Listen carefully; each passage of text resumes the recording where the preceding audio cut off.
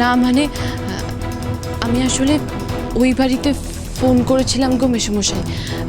দিদিমণি ঘুম থেকে উঠলে ও বাড়িতে জানাতে বলেছিলেন সবাই। আসলে সবাই তত্ত্ব নিয়ে আসবেন তো, তাই। তাই বুঝি? তাই বুঝি? দেখি দেখি দেখি কাকে ফোন করা হচ্ছে, কাকে কি খবর দেওয়া হচ্ছে।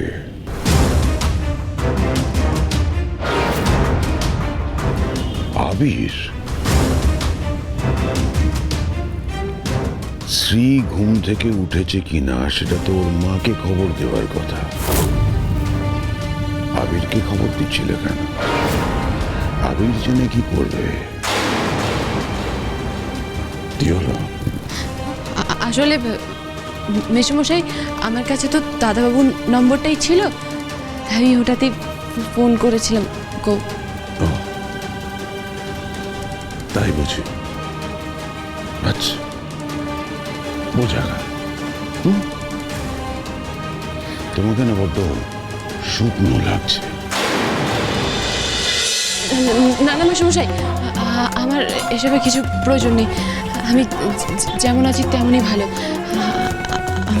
ভালো লাগে না। তাই তাই বুঝি?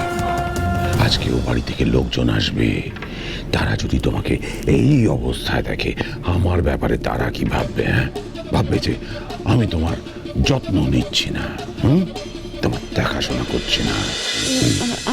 আচ্ছা ঠিক আছে, আমি তাহলে দাদাবাবুকে জিজ্ঞাসা করি যে আপনি আমাকে শাড়ি কিনে দেবেন বলছেন, গয়না কিনে দেবেন বলছেন, আমি সেগুলো নেব কিনা, আমাকে পার্লারে নিয়ে গিয়ে সাজাবেনও বলছেন। হ্যাঁ, আপনি কি বলার কি আছে? ঠিক আছে, তোমার যখন ভালো লাগে না তখন না হয় এসব কথা থাক।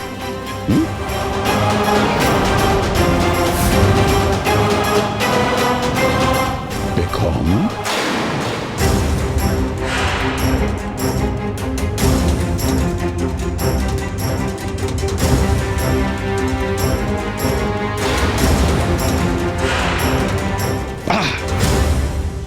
ধরে ফেলেছি, ধরে ফেলেছি। তুমি তো ঝুমুর, তাহলে আমি যখন বেগম বলে ডাকলাম তুমি সাড়া দিলে কেন? বধুয়া সোম থেকে রবি প্রতিদিন সন্ধে 7:30টায় স্টার জলসায় ও ডিজনি প্লাস হটস্টারে।